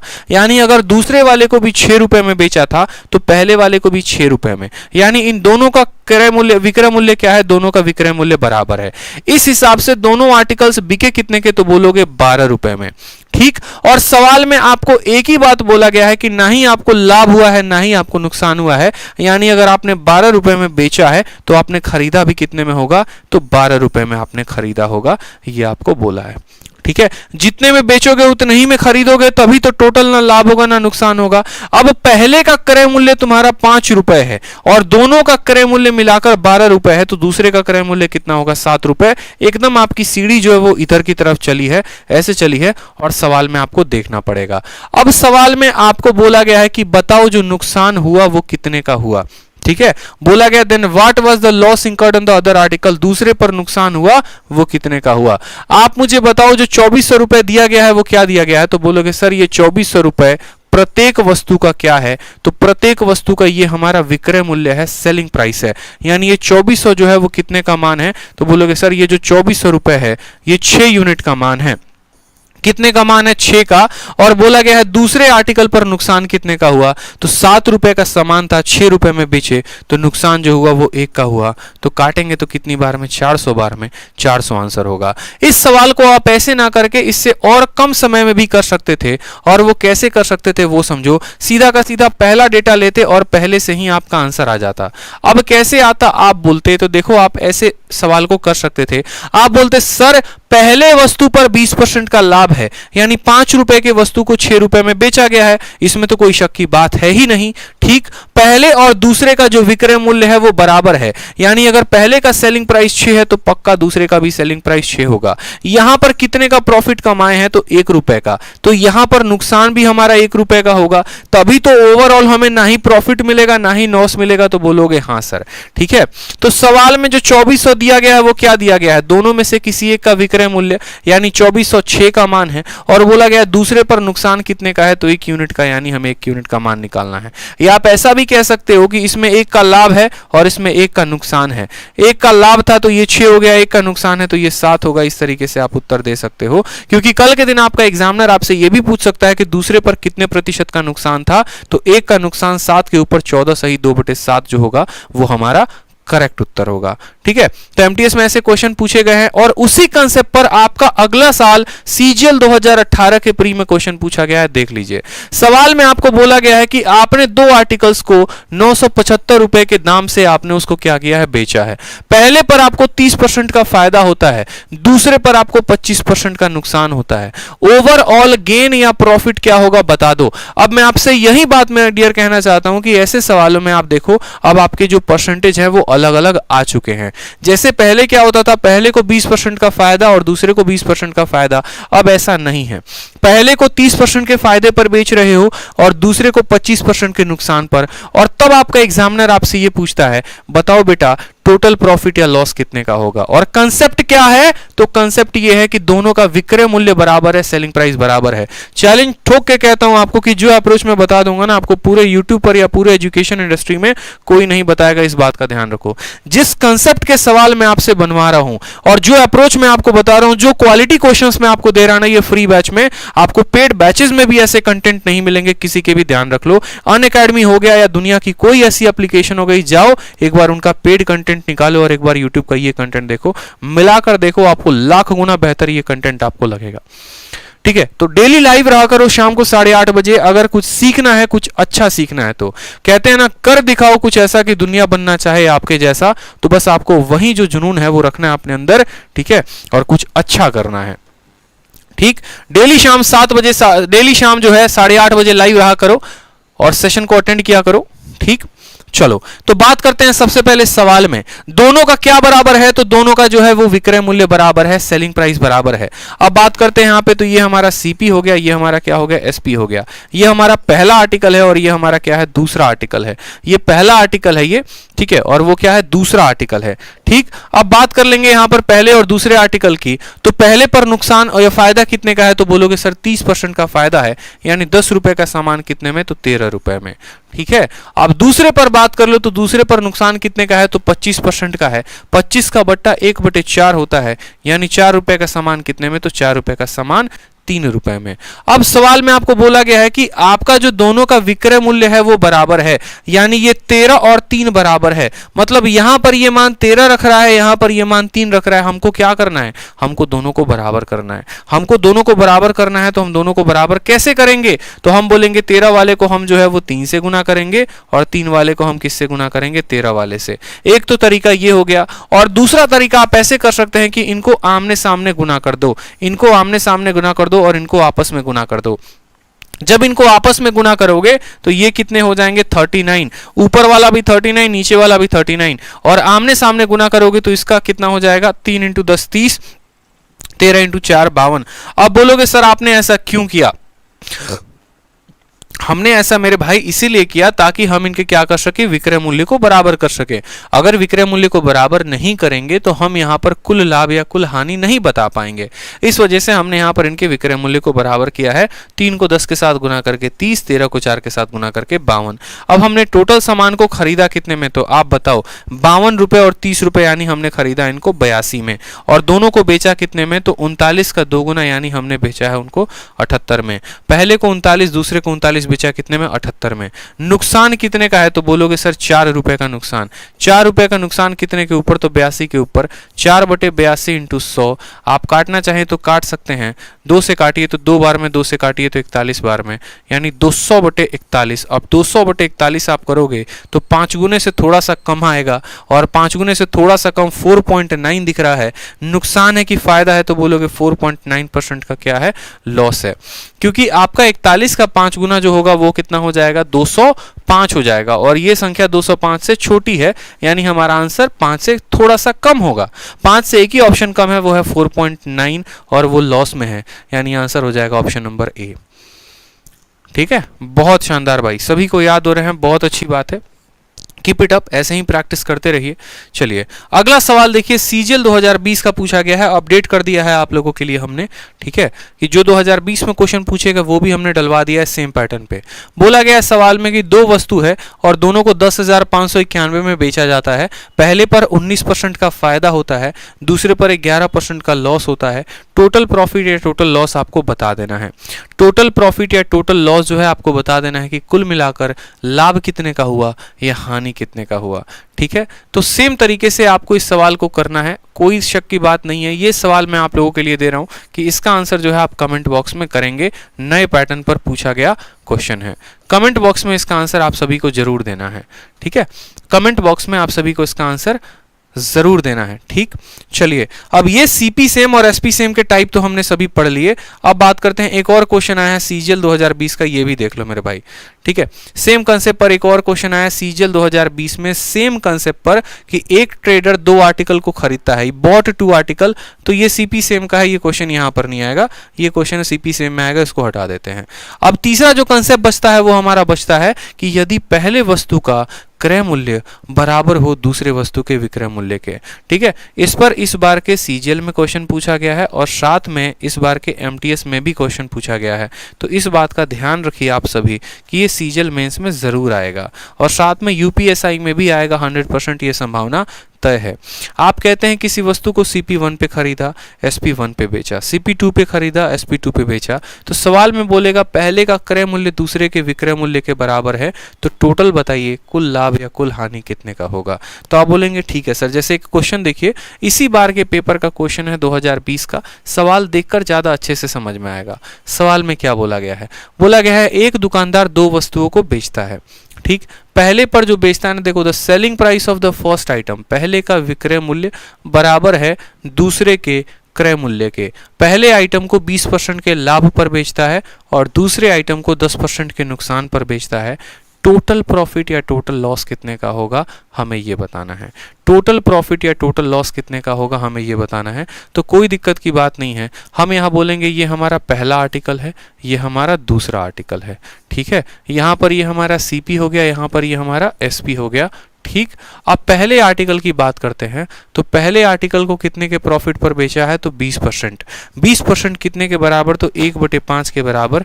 तो आप बोलेंगे सर पहले वाले को 5 में खरीदा था तो कितने में बेचेंगे? 6 रुपए में बेचेंगे। फिर उसके बाद दूसरे आर्टिकल को 10% के लॉस पे, 10% के लॉस पे मतलब यहाँ पर इसको 10 रुपए में खरीदा है तो 9 रुपए में बेचेंगे। साफ तौर पर ऐसा सवाल में बोला गया है। फिर उसके बाद बोला गया है कि पहले का देखो the selling price of the first item equal to the cost price of second item. पहले आइटम का सेलिंग प्राइस बराबर होगा दूसरे आइटम के कॉस्ट प्राइस के। ऐसा सवाल में बोला गया है कि पहले का विक्रय मूल्य बराबर होगा दूसरे के क्रय मूल्य के। अब देखो, जब भी दो लोगों को बराबर करना होता है तो हम क्या करते हैं? ठीक है, जब भी दो लोगों को बराबर करना होता है तो हम उनका एलसीएम लेके बराबर करते हैं।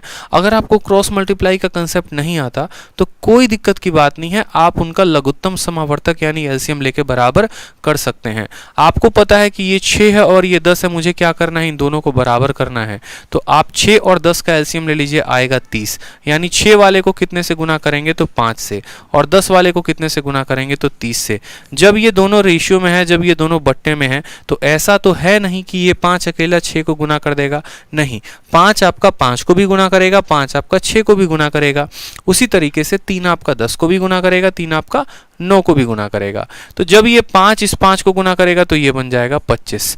जब ये 5 इस 6 को गुना करेगा तो बोलेंगे कि सर ये बन जाएगा हमारा कितना? तो ये बन जाएगा हमारा 30। ठीक है, उसी तरीके से जब ये 3 इस 10 को गुना करेगा तो कितना बन जाएगा? 30 बन जाएगा।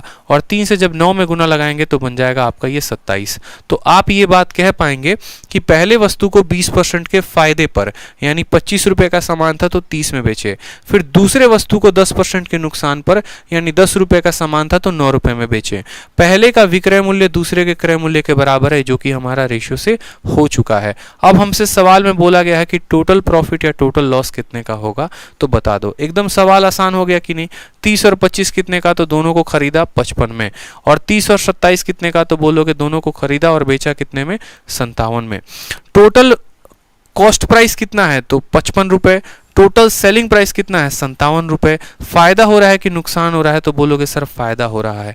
कितने का फायदा हो रहा है? तो 2 रुपए का फायदा हो रहा है। कितने के ऊपर? तो 55 के ऊपर। तो 2/55 इंटू 100, 2/55 इंटू 100% आपका आंसर है। 5 से काटिए 11 बार में, 5 से काटिए 20 बार में। बोलेंगे सर 40/11%। 40/11% कौन सा ऑप्शन होगा? नन ऑफ दीज जो है वो करेक्ट आंसर होगा। Option number D for Delhi. ठीक है, option number D for Delhi. तो ये आपका जो था वो थर्ड कंसेप्ट था, जब पहले वस्तु का क्रय मूल्य बराबर होता है दूसरे वस्तु के विक्रय मूल्य के। इस तरीके से आपके टोटल तीनों कंसेप्ट होते हैं खत्म।